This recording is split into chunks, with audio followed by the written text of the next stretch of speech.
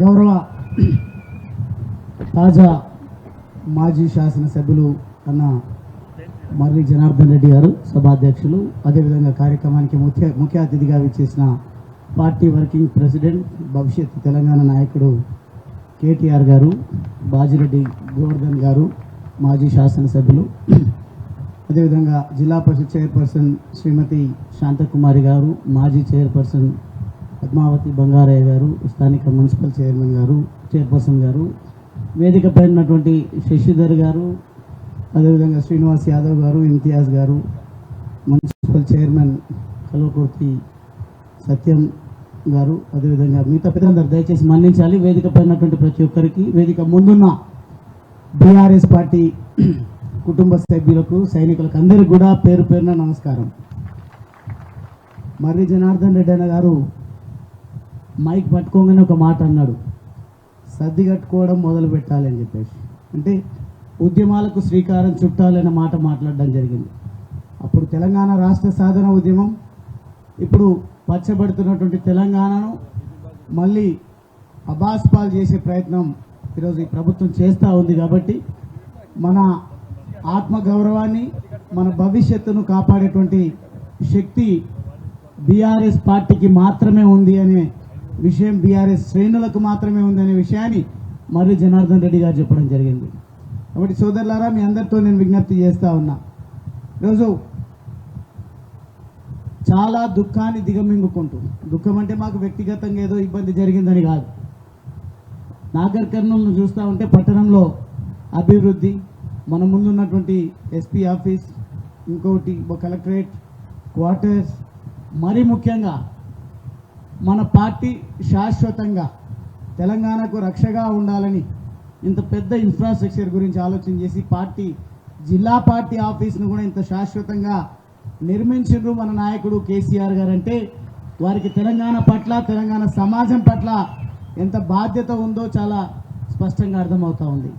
కాబట్టి ఎట్లాగో అసెంబ్లీలో ఎవరు నోరు మెదపలేనటువంటి పరిస్థితి, ఏ మాట మాట్లాడినా ప్రజల దృష్టిని మరల్చి పబ్బం గడుపుకునే ప్రయత్నం ఎవరు చేసినా వదిలిపెట్టే ముచ్చటే లేదని బుల్లెట్ల లాగా దూసుకుపోతా ఉన్నారు కేటీఆర్ గారు, హరీష్ రావు గారు, మన శాసనసభ్యులంతా కూడా. గ్రౌండ్కి వస్తే ఈరోజు సోదరిమణి మన చైర్పర్సన్ గారు చెప్పింది ఏ రకమైనటువంటి పరిస్థితి ఉందో. ఇప్పుడే మనమే మదన పడుతూ ఉన్నాం, పశ్చాత్తాపడుతూ ఉన్నాం. మనమంటే మనము, ప్రజలు అంతా కూడా వాళ్ళు డబ్బలో రాళ్ళేసి ఊపినట్టుగా అబద్ధాన్ని ప్రజలకు నిజము అని చెప్పేటువంటి ప్రయత్నం వాళ్ళు చేసిండ్రు, అందలం ఎక్కిండ్రు. కానీ అబద్ధం ఎన్నో రోజులు దాగదు.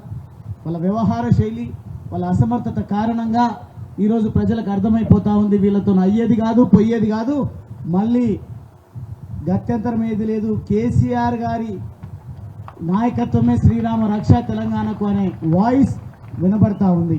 కాబట్టి ఖచ్చితంగా ఆ రోజులు వస్తాయి. ఆ రోజులు వస్తాయంటే కూడా వాళ్ళకు భయమే అవుతుంది. అప్పుడే ఎట్లా వస్తుంది, మమ్మల్ని కూలగొడతారా, ఎవడు కూలగొడతాడు, ఎవరు అన్నది లేదు, చచ్చింది లేదు, భయంతోనే బ్రతుకుతా ఉన్నారు. ఈరోజు అభద్రతా భావంలో ఉన్నారు. వాళ్ళ కాళ్ళు వాళ్ళే గుంజుకునే నైజం కాంగ్రెస్ పార్టీలో ఎట్లాగా ఉంటుంది. ఆ నెపాన్ని కూడా మన పైన నెట్టేటువంటి ప్రయత్నం చేస్తూ ఉన్నారు. కాబట్టి వాళ్ళ అంతర్గత కలహాలు, కుమ్ములాటలు, వాళ్ళ స్వార్థపూరితమైనటువంటి ఆలోచన విధానాలే వాళ్ళను కూలదోస్తాయి ఖచ్చితంగా. కానీ మనము ఏదో ఎవరో కూలిపోతే మనకు అధికారం రావాలనే భ్రమలో మనం లేము, ఆలోచన అంతకంటే లేదు. నిర్మాణాత్మకమైనటువంటి పద్ధతిలో ప్రజా పోరాటాలకు శ్రీకారం చుడదాం. మన వాళ్ళందరూ మాట్లాడినట్టుగా రాబోయే పార్లమెంట్ ఎన్నికల్లో గులాబీ దమ్మేందో, గులాబీ సత్తా ఏందో చాటుదాం. కేసీఆర్ గారి నాయకత్వంలో మళ్ళీ తెలంగాణకే కాదు భారతదేశంలో కూడా ప్రజా వ్యతిరేక విధానాలు, అది కేంద్ర ప్రభుత్వం కానీ రాష్ట్ర ప్రభుత్వం కానీ ఎవరు అవలంబించినా దాన్ని ప్రశ్నించేటువంటి దమ్మున్న నాయకుడు మన మాజీ ముఖ్యమంత్రి, మన పార్టీ అధినాయకుడు కేసీఆర్ గారు ఉన్నారు. కాబట్టి ఇప్పటికీ మనమే కాదు, కాంగ్రెస్ వాళ్ళు, కాంగ్రెస్ ముఖ్యమంత్రి అంటున్నాడు, ముఖ్యమంత్రి మంత్రులు అని మన వాళ్ళను అంటే వాళ్ళు అనుకున్నారు ఇంకా 25-30 సంవత్సరాలు వీళ్ళే ఉంటారు, కదపలేము అని. కానీ గందరగోళానికి గురైనాం. మన మర్రి గారు చెప్పినటువంటి కథలాగా అయిపోయింది వ్యవహారం.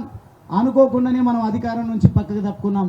కానీ రాబోయే రోజుల్లో భవిష్యత్తు మనకే ఉంటుంది, ప్రజల భవిష్యత్తు బాగుంటుంది. ఆ పద్ధతిలో మనం ముందుకు పోదామని ఈ సందర్భంగా తెలియజేస్తూ, నాగర్ కర్నూల్ కేంద్రంలో మర్రి జనార్దన్ రెడ్డి గారు ఉన్నారు, చుట్టుపక్కల మేమంతా ఉన్నాం.